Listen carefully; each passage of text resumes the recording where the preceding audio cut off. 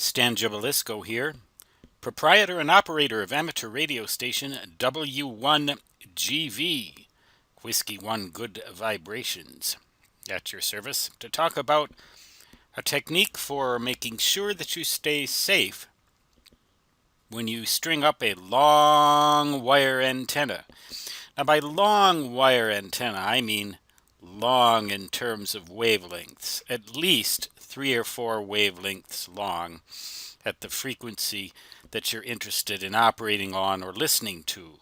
This type of an antenna ideally should be run in a straight line for as high up above the ground as you can get it, and then connected to your radio at one end.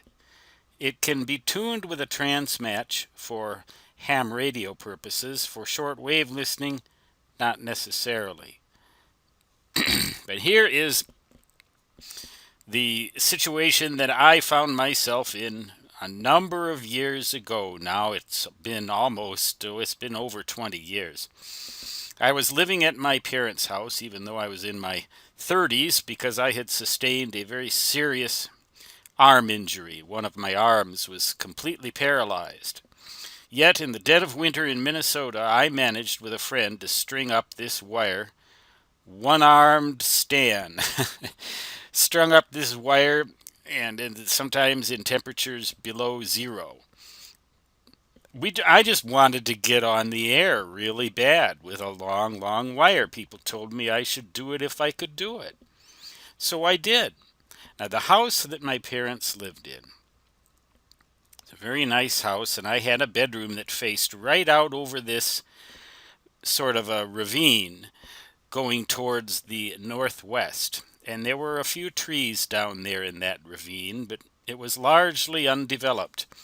The house was maybe 70 feet above the floor of this ravine, which extended out for pretty close to, I'd say, a quarter of a mile.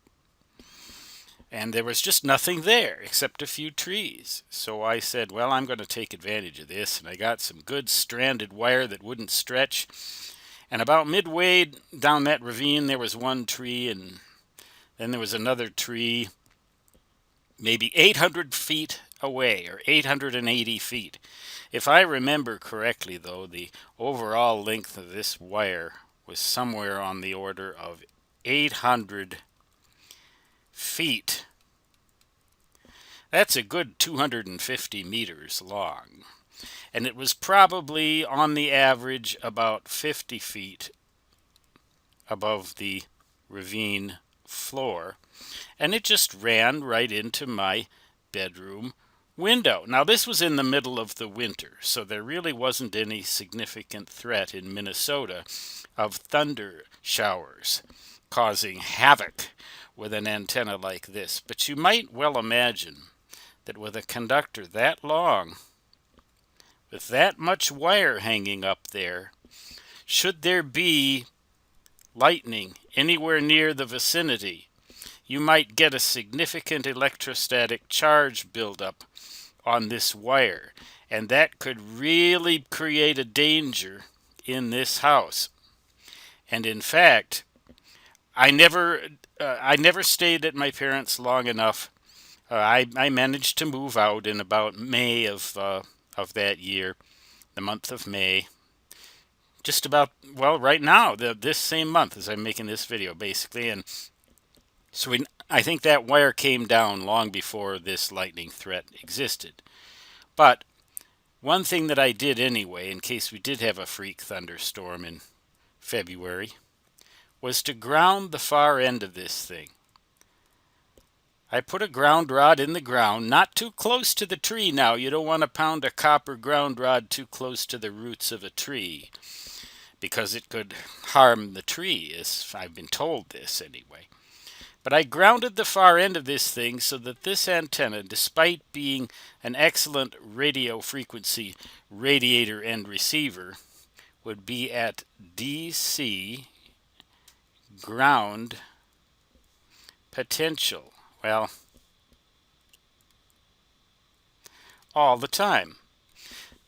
So hopefully that would protect to some degree against this electrostatic charge buildup, which even if the thunderstorms are a few miles away yet, a few kilometers away, you can get a spark that can jump well over a foot from the back of your radio. 30 centimeters. That can start your house on fire. That can also be a danger. That's where I came.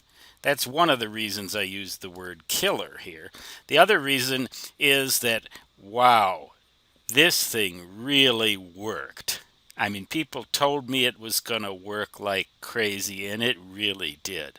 I made a lot of DX contacts with this antenna and had a really good time on the bands all the way down to 3.5 megahertz.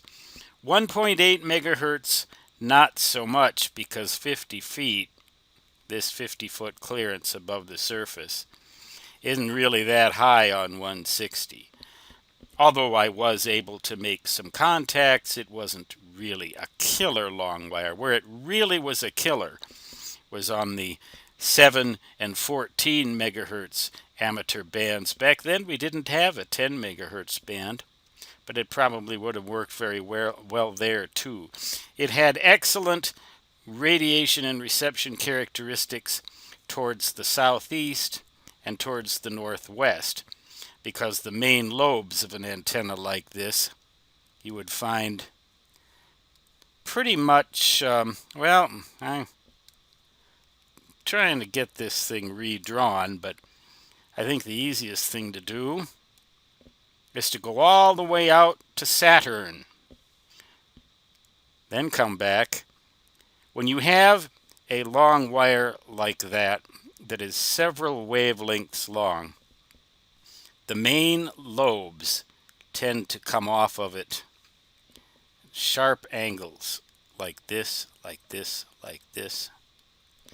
So towards the southeast and towards the northwest. Northwest, Stanley, not northeast. I had low angle radiation, and it was kind of, these lobes actually aren't straight lines like this. They're cones, kind of. They'd come out like this, so in general, in the northwesterly and southeasterly directions, in general, I was able to get excellent results. Southeast would go towards South America. And northwest would go towards Japan and some parts of Russia. And should there be long path propagation, only someone with a string and a globe would be able to tell me right now where that might end up. But it was a real blast. So if you can ever do it, do it. Build yourself a killer long wire. But ground the far end of that doggone thing. Or, alternatively, you can ground the station end through a large inductor. Or, you could also do both. This thing is so, now by large inductor, I mean large enough so that it serves as a radio frequency choke. That way, you will ensure that this thing stays at DC ground potential. Even though it will not be at RF ground potential, it'll radiate just fine for you. Trust me on that one. But it'll be a lot safer if you ground the thing all the time. Stan Gibilisco, W1GV. Signing off for now, saying 73, and so long.